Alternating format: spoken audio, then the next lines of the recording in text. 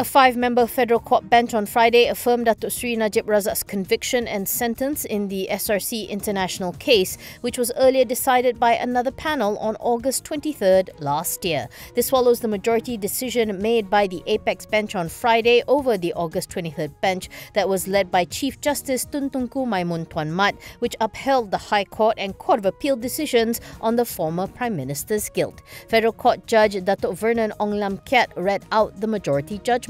Ong, who wrote the majority judgment, dismissed all grounds laid out by the defence, namely the right to adduce further evidence on trial judge Datuk Muhammad Nazlan Muhammad Ghazali, that the non-granting of an adjournment sought by then-counsel Hisham Tepok Tek resulted in a breach of natural justice, and that not allowing Hisham to discharge himself as Najib's counsel resulted in an incompetent appeal. Other reasons cited by the defence in the review included the non-recusal of Tunku Maimun and also the allegation that there were no reasons provided in the grounds of judgment that upheld the conviction.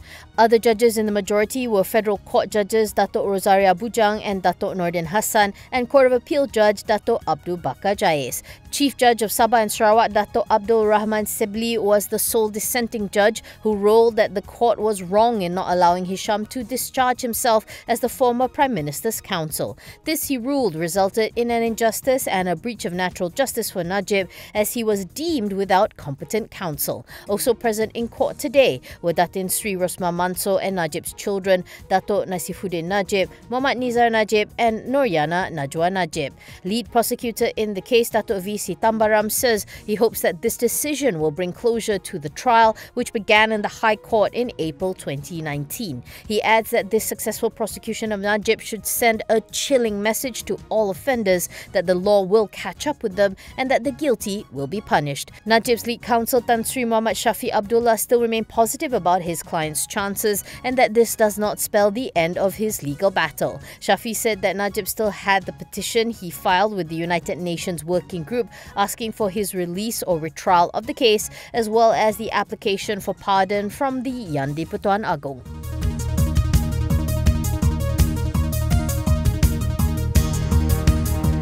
Private equity firm Creador announced that it has successfully completed its exit from Mr. DIY Group Malaysia for 664 million ringgit. In a statement, Creador said the exit was accomplished via a private placement of its remaining 464 million shares, or a 4.92% stake in Mr. DIY for 1 ringgit 43 per share. The placement price represents a 6.5% discount to the last closing price of 1 ringgit 53. Of the total shares placed, 360 million shares were acquired by institutional investors for a total of 514 million, while the balance of 105 million were taken up by Mr. DIY and Creador management for 150 million ringgit. The PE fund notes that the institutional investor pool included more than 20 domestic and foreign long-only funds and sovereign wealth funds, which Creador says underscores the continued strong investor appetite for Mr. DIY's stock. Creador says that while it sold its stake in Mr. DIY due to the end of its fund life slated in August 2023,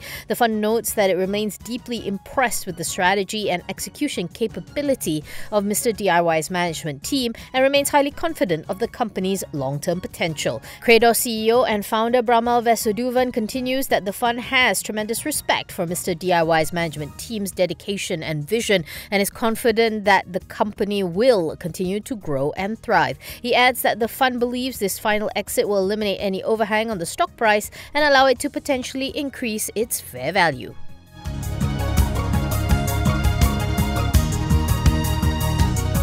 Datasonic has come out to clarify that it had clinched most of its 9 ongoing government contracts through an open tender process. It said the company only proposed the contract to the government to be awarded via direct negotiation after securing the contract through open tender.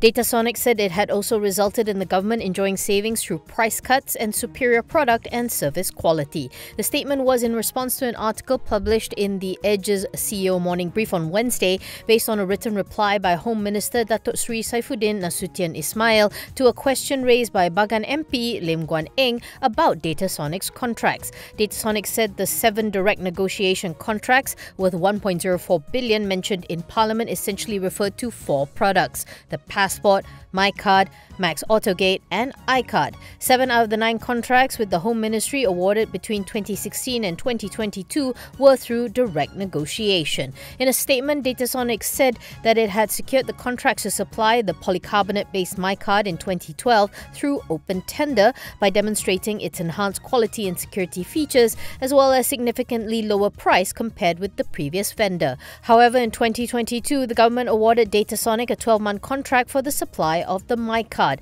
Datasonic said this was due to the nature of the security project. Going through a long tendering process might not have been very effective and timely. The group also participated and won the tender to supply the polycarbonate pages for passports in 2012, which Datasonic said that it won due to its innovative value proposition to the government. The group said that its passport price offered to the government back in 2016 remains much cheaper than what Malaysia's neighbours are paying, and that Malaysian passport boasts superior quality.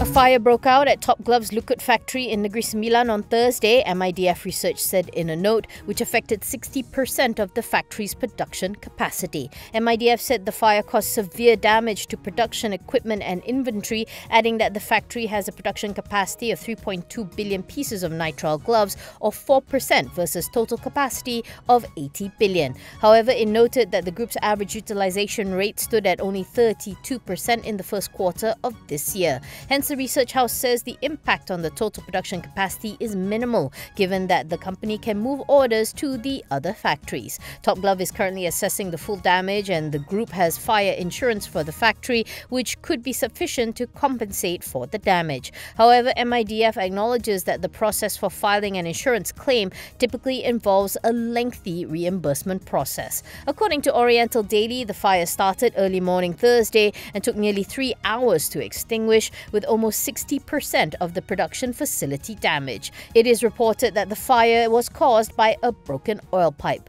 MIDF made no changes to its forecast but remains cautious about Top Glove's FY24 outlook, mainly due to the limited room to pass on increased costs, as customers can easily switch to other glove makers that offer competitive prices.